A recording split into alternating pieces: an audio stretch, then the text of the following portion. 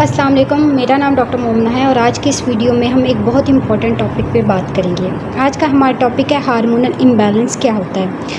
आजकल हर 3 में से एक खातून हार्मोन्स के मसले की जो हार्मोन्स के जो ख़राबी है उसके मसले का शिकार है। हर पेशेंट हमसे एक बार यही सवाल करता है कि हार्मोनल इम्बैलेंस क्या होता है और ये क्यों होता है।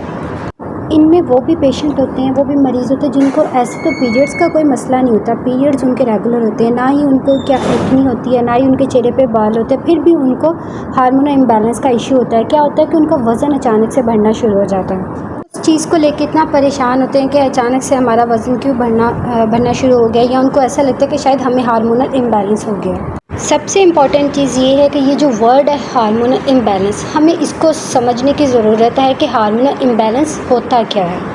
हम फीमेल्स में हार्मोनल इम्बैलेंस की बात कर रहे हो ना, तो बेसिकली हम इन हार्मोन्स की बात कर रहे होते हैं जिसमें FSH आ जाता है, LH आ जाता है और उसके अलावा थायराइड का हार्मोन आ जाता है और प्रोलैक्टिन हार्मोन आ जाता है और जो मेल हार्मोन टेस्टोस्टेरोन, इन हार्मोन्स की हम बात कर रहे होते हैं। देखिए, सबसे पहले जब हम बात कर रहे होते हैं हार्मोनल इम्बैलेंस की, अगर तो फीमेल के पीरियड्स इरेगुलर आ गए तो हम ये कंसीडर करते हैं कि मे बी उसको PCOS है, पॉलीसिस्टिक ओवरीज, या फिर अगर उसके मर्दाना हार्मोन बढ़ चुके हैं जिसको टेस्टोस्टेरोन कहते हैं, उसकी वजह से उसके चेहरे पे बाल आना शुरू हो जाते हैं, एक्ने आना शुरू हो जाते हैं, या फिर थायराइड का मसला हो जाता है। ठीक है, थायराइड हार्मोन के इम्बैलेंस होने की वजह से, इन सब हार्मोन के इम्बैलेंस होने की वजह से अचानक से आपका वेट बढ़ना शुरू हो जाता है और आपके पीरियड्स डिस्टर्ब हो जाते हैं, बहुत ज़्यादा हैवी हो जाते हैं, बहुत ज़्यादा हैवी ब्लीडिंग स्टार्ट हो जाती है या इरेगुलर हो जाते हैं।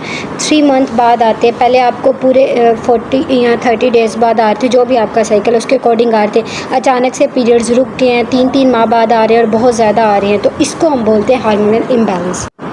बहुत ज़रूरी बात यह कि जब हम हार्मोनल इम्बैलेंस की बात कर रहे होते तो हमें इस बात का अंदाज़ा होना चाहिए कि हमारे अंदर असल में चल क्या रहा है, हमें मसला क्या है। तो हमें इस चीज़ को समझने की ज़रूरत है कि असल में हार्मोनल इम्बैलेंस का मतलब क्या है। कुछ लोग ऐसे होते हैं, उनमें अगर उनका वेट गेन होता है, वज़न बढ़ता है, तो वो आके बोलते हैं कि हमें हार्मोनल इम्बैलेंस हो गया। देखिए, अमूमन हार्मोनल इम्बैलेंस उन लोगों में देखा गया जिनका वज़न बहुत तेज़ी से बढ़ जाता है, यानी हार्मोनल इम्बैलेंस की वजह से उनका वज़न नहीं बढ़ता, बल्कि वज़न बढ़ने की वजह से उनके हार्मोन डिस्टर्ब हो जाते हैं, वज़न ज़्यादा होने की वजह से उनके हार्मोन इम्बैलेंस हो जाते हैं।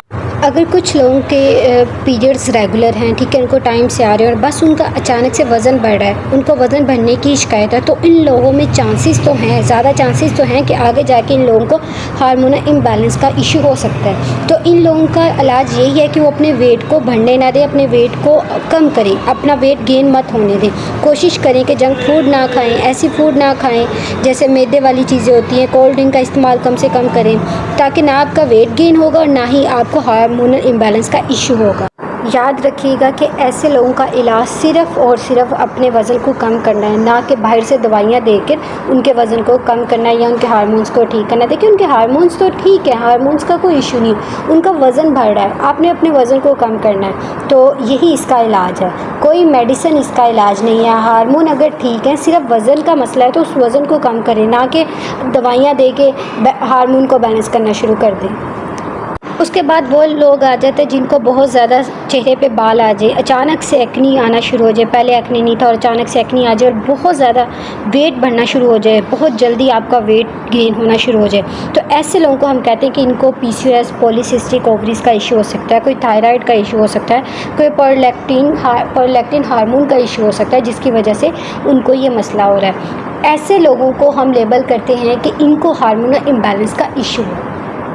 और ये वो ऐसे मरीज़ होते हैं जिनमें हम हार्मोन्स के लेवल करवाते हैं, हार्मोन्स के टेस्ट करवा के देखा जाता है कि इनमें हार्मोन्स का ऐसा क्या मसला हो रहा है जिसकी वजह से उनको ये प्रॉब्लम फेस करना पड़ रही है। फिर ऐसे पेशेंट को जिनको वाकई में हार्मोनल इम्बैलेंस का इशू होता है, तो इनको मेडिसिन देके इस इशू को कंट्रोल किया जाता है, इस मसले को कंट्रोल किया जाता है, जिसकी वजह से उनको ये अलामात आ रही होती है। ठीक है, इनके इलाज के लिए हमें बाहर से हार्मोन्स देना पड़ते हैं ताकि उनकी जो बॉडी में हार्मोन डिस्टर्ब हुए हैं, इम्बैलेंस हुए हैं, उसको बैलेंस किया जा सके। और एक और ज़रूरी बात, अगर हार्मोनल इम्बैलेंस का पेशेंट कंसीव करना चाहता है, यानी प्रेगनेंसी को कंसीव करना चाहता है, तो उसमें एक ऐसा टेस्ट भी करवाना ज़रूरी होता है जिसमें ये देखा जाता है कि उस मरीज़ में अंडा बन भी रहा है या नहीं, क्योंकि अमूमन इसमें अंडा ना बनने का ही मसला होता है। तो इस चीज़ को देखना बहुत ज़रूरी है। अंडा बनेगा तो आप कंसीव करेंगे, तो उस टेस्ट को करवाना बहुत ज़रूरी है।